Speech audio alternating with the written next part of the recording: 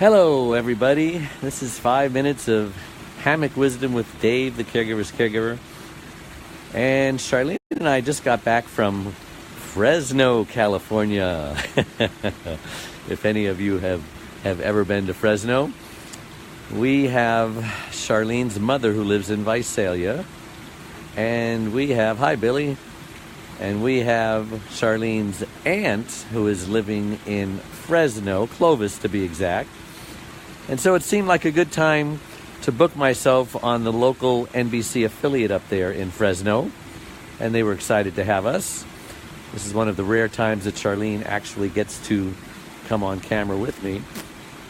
But even though I told them that she is in a wheelchair and needs handicap access, they didn't have handicap access. So they were not prepared to put her up on the platform. So they had to stick her over in a corner of the place where they just shined a camera on her with a light coming down. And she was wearing this gorgeous hat, and of course her face was all covered with a shadow.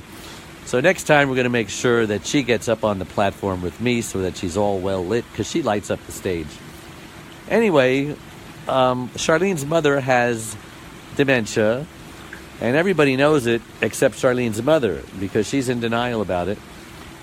And today, not today, but yesterday, hi Pat, good to see you. Today we, not yet today, let me slap myself here. Okay.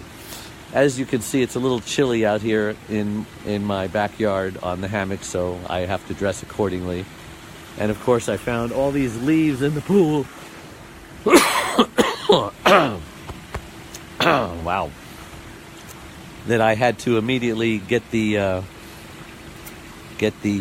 basket out to get rid of, because they're staining the bottom of my pool. But that's another story. So Charlene's brother from Minnesota came down to visit as well. So, hey Sherry, how you doing?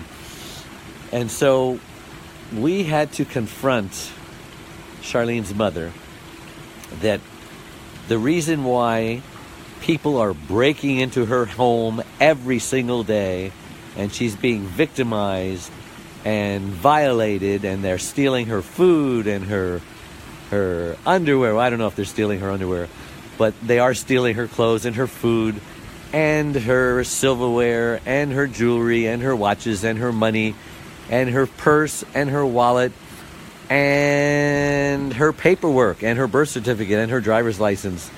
And I mean, the list goes on and on and on. And so after a while, you start to realize, because I put a camera system up there to see who's coming in stealing all this stuff. And guess what?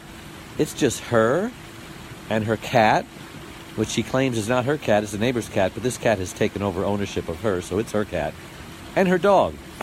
And she just doesn't believe it. So now I'm a co-conspirator trying to drive her crazy and trying to steal her house and trying even to kill her.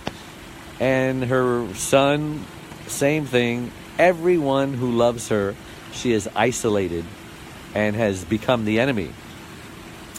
So I said, nobody talks about that word, dementia, that word that you have. So I'm going to talk about it. I'm going to address the elephant in the room because, I have the temperament and the personality to do that. And so I just let her have it. I says, listen, nobody's stealing. Nobody's breaking in. You have dementia. I do not. Yes, you do. Just like your husband had it. Remember, you would never think about putting your husband all alone in a home, this home, or any home, because you knew he could not be alone. He needed 24-hour care, and you are exactly the same way. I am not. Yes, you are, because you have holes in your brain, and so you're trying to make up reality that makes sense to you, and that's called delusions. And it doesn't matter. Well, you don't have to worry about me because I've made arrangements. I'm going to be moving out of here. I don't want this house anymore. I says, well, you can move if you want, but wherever you go, dementia will follow you. Wherever you go, people will still be breaking in. Hey, Bev.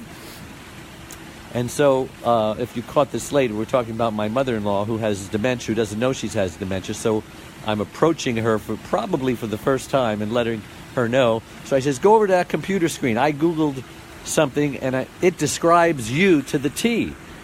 And at the top of that description of you, it says symptoms of dementia, but she wouldn't read it. And I says, well, then you can't handle the truth. So to my amazement, she was calm. Because, she can get really, where the veins are sticking out of her neck and she's screaming and yelling and on the verge of tears.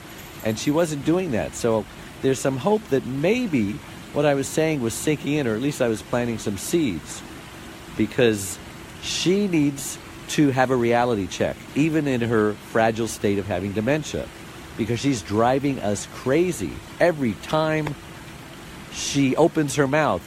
Well, they're stealing this and they're stealing that. Well, I don't know. I haven't done anything to anybody. I've treated people good. I don't know why I'm being treated like this, and I don't deserve this. And it just goes on and on and on. And then she repeats it over again. So she's driving us crazy. And so you just want to be logical with this person. And I know you can't be logical with someone who has dementia. But I believe you have to be logical, or at least try, with someone who has dementia, who doesn't know they have dementia, because a human person can only take so much. Even Charlene, who loves her mother and is disabled and can't speak, she was right there, going over the edge. We all were, because you just want her to just be quiet and stop saying that. Nobody's breaking in. I showed you the video. It's only you, your cat, and your dog. There's no, well, they're coming in somehow through the, I says, unless they're invisible, they're not coming in. Unless this house is haunted with ghosts, they're not coming in. It's you. Maybe you're sleepwalking in the middle of the night, stealing your food, hiding your food. And while we were there, she found there's 3 sets of silverware missing. So she has not a fork or a knife in the house. She found, while we were there, one set of silverware. I found the other set of silverware. You'd think she would be happy. Well, I don't know how those got there. I didn't put those there. Somebody came in and they brought them back because they knew you were coming over. I says, really? Your silverware is so valuable that somebody would steal it and then bring it back because they didn't want to get caught. I says, can you hear how crazy this is? So anyway, you want to know, did it do any good? No. But who knows? Maybe tomorrow she'll forget we even had the conversation. I don't know. But we had to leave because we had to go and do our NBC appearance in Fresno, which was really good. I'm going to post it on Facebook, so watch it. And while we were in Fresno, we visited Charlene's mother, who was kind of like her second mother. She was really close to her when she was young. And so she had a great time. We both did. Went out to a Mexican restaurant, had a couple of margaritas, which sometimes a caregiver needs when they have, a loved one who's driving them crazy. That's called self-medicating. Anyway, so what do we do about this? Well, would I recommend that you do what I did? I don't know. Get back to me on that. I'll let you know if it works. Because sometimes we have to do things that are not easy to do, things that are difficult to do, things that a lot of people don't have, the chutzpah to do because they're just not wired that way. They're non-confrontational. They hate confrontation. They hate, they're people pleasers, and they just want to please people. They just want to be yes men and just say yes to everything. But you can't. This woman is a danger to herself, and we can't get her out of her house. One time, about 3 months ago, we called the police, because she calls the police every single day that someone broke in, and so they know about her. She calls the fire department every day. And so they're saying, you've got to do something about this. This woman shouldn't be alone. I says, we know. So we finally got it together. We called the police. We told her that, we need to get her out of the house because this is not a safe place anymore, and the police want to investigate. So they took her to the hospital, did a 4-day evaluation, 4 days. And they said, well, she's severely dehydrated. She's not taking her medication properly and this and that. And then the plan was to put her in a facility from there, never to go back to the house. But guess what? The hospital just sent her home after 4 days. It says, we can't do anything with mental state because new laws have been passed. Because so many children have been trying to steal their elderly parents' assets that now laws have been passed, and now the pendulum has swung the other way. Now, hi Anne, now it's almost impossible to get a loved one committed to assisted living or a nursing home because they're afraid that the children have motives that aren't quite pure. So now the woman is a danger to herself and protected by the law because kids have been trying to steal their parents' assets.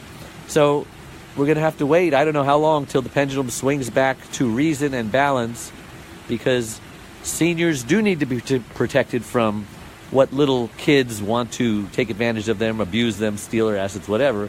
But they also need to be protected from themselves in genuine situations.